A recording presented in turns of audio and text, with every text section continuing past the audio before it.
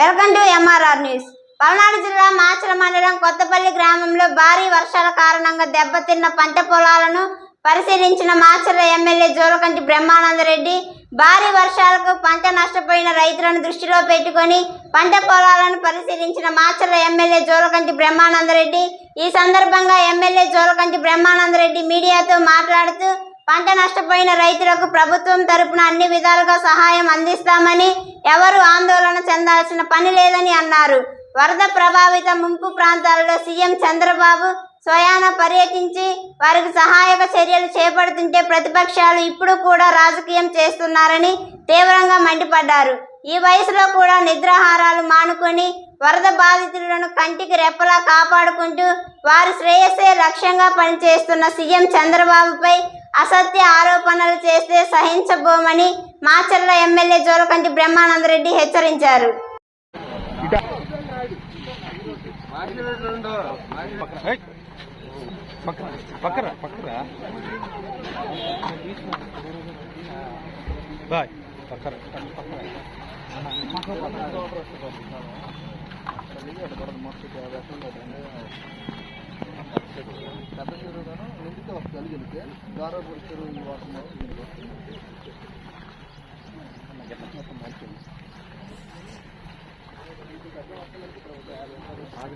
పక్క చిన్న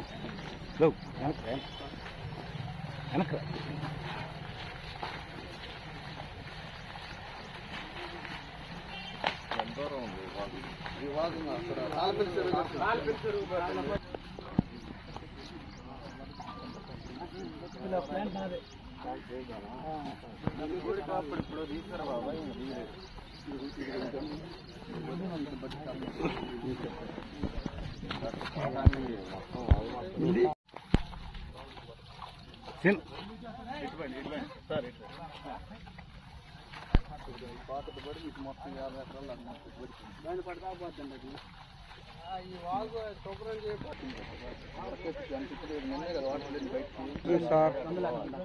వాగు పడిపోద్దండి.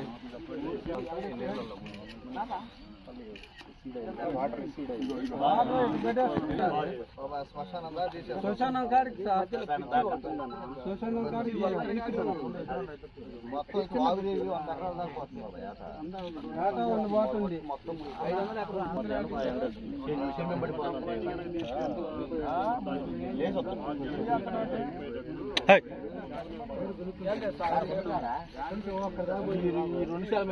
ఏంటంటే సిఓసి కాపర్ ఆక్సిక్లోరైడ్ ద్రావణము మొదలలో పోసుకుంటే మొదలలో పోసుకుంటే మొదలు కాదు అసలు ఈ గోడ కూడా ఏముంది, బడి వాగు పడి ఈ 2 శాల మంచి పడి రెడీగా formula 4 formula 4 zinc copper magnesium అవి ఉంటాయి.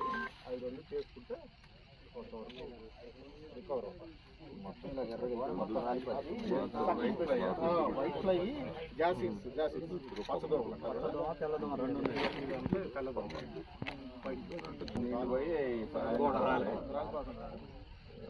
ఉన్నాయి, జాసిల్స్ ఉన్నాయి, వైట్ ఉన్నాయి.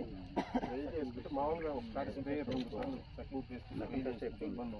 కాండంపై పూత పూసే పద్ధతి మా చంద్రబాబు నాయుడు గారిని పిచ్చి పిచ్చి కూతలు పెడితే పుచ్చలు పగులుతాయని కూడా చెప్తాను. రైతులు యూరియా వీటి కోసం ఇబ్బంది పడే పరిస్థితులు ఉండవు. బ్లాక్ మార్కెటింగ్ ఎక్కడైనా జరిగితే తీవ్రమైన చర్యలు తీసుకోబడతాయని చెప్పి ఈ సందర్భంగా తెలియజేస్తాను. సార్, మనకి ఎప్పుడు వరదలు అనేది ఈ విధంగా రాలేదు. ముఖ్యమంత్రి స్థాయి వ్యక్తి అంత వయసులో కూడా రెయ్యం బగులు అక్కడ ఉండి పనులు చేయటం, డ్రోన్ల ద్వారా వాళ్ళకి ఆహారం అందించడం ఇవన్నీ చేస్తూ ఉన్నా కానీ వైసీపీ వాళ్ళు ట్రోల్ చేస్తూ ఉన్నారు. ఇప్పుడు వైసీపీ నాయకులకి ఎంతసేపు పచ్చదనం పనికిరాదు, శ్మశానం కావాలి, ఇక్కడ శవాలు కావాలి. ఈ శవాల వాసన ఎక్కడైతే తగులుద్దో అక్కడికి వాలిపోతారు ఈ వైసీపీ గద్దలన్నీ కూడా. అక్కడికి వచ్చి మరి ఒక భయోత్పాతాన్ని సృష్టించి నోటికి ఏదొస్తే అది మాట్లాడి, సిగ్గుందా మీకు మాట్లాడటానికి? 73 ఏళ్ల వయసులో ఆయన రాత్రింబగళ్ళు ఈ రాష్ట్ర ప్రజలకు ఇబ్బంది వస్తే నిజంగా ఆయన కుటుంబంలో ఏదన్నా ఇబ్బంది వచ్చినా కానీ అంత శ్రమపడి ఉండే వ్యక్తి. ఉండేవాడు కాదు. అలాంటిది ఈ ప్రజలు ఏమైపోతారో, ఎంతమంది చనిపోతారని కాపాడే ప్రయత్నంలో ఆయన ముందడుగు వేస్తూ తన మంత్రుల్ని, శాసనసభ్యుల్ని, అధికారుల్ని పరిగెత్తిస్తూ హెలికాప్టర్లు, బోట్లు, డ్రోన్ల ద్వారా మరి ప్రజల్ని ఆదుకునే ప్రయత్నం చేస్తూ ఉంటే ఇక్కడ ఏమీ జరగట్లేదు.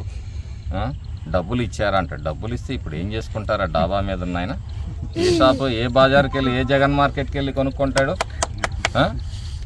ఇటువంటి నీచమైన ఆలోచనలు చేస్తే అసలు వీళ్ళకి సిగ్గు శరం అనేది పుట్టలేదా? మనిషి జాతికే పుట్టారా మీరు? ఎంతసేపు రాక్షసత్వమైన ఆలోచనలు తప్పితే నీ చేతనైతే మరి నువ్వు వచ్చి అక్కడ ప్రజలను ఆదుకునే ప్రయత్నం చేయి. ప్రకటనలకు పరిమితం అవుతావు. చివరికి ప్రతిపక్ష నాయకుడిగా నువ్వు అసెంబ్లీలో ఎందుకు అడుగు పెట్టట్లేదని మేము అడుగుతా ఉన్నాం. ఎందుకంటే సాక్ష్యాధారాలతో, ఆధారాలతోటి మీ బతుకులు బయట పెడతారు శాసనసభ సాక్షిగా అని చెప్పేసి భయపడి నీ క్రికెట్ టీంని మరి అసెంబ్లీకి కూడా రాకుండా కెప్టెన్గా నువ్వేమో బెంగళూరులోనూ ఢిల్లీలో తిరుక్కుంటా అప్పుడప్పుడు ఇక్కడ ఏదన్నా ఒక శవం వాసన రాగానే వచ్చి పిచ్చి పిచ్చి స్టేట్మెంట్లు ఇవ్వటం. ఏం మాట్లాడుతున్నావు? ఎంత నీచంగా మాట్లాడుతున్నావు? ఎంత దిగజారి మాట్లాడుతూ ఉన్నావు? అంటే అధికారం లేకపోతే బతకలేవు. అందుకని అధికారం కోసం ఆ రోజు హైదరాబాదులో జరిగిన అల్లర్లు లాంటివి, మతకల్లో లాంటివి సృష్టించడానికి కూడా వెనకాడని రక్తం నీది. తెలుగుదేశం పార్టీ ఎప్పుడో కులాల మధ్య, మతాల మధ్య కుంపట్లు పెట్టి, ప్రాంతాల మధ్య చిచ్చు పెట్టి రాజకీయ పబ్బం గడుపుకునే ప్రయత్నం చేయాల.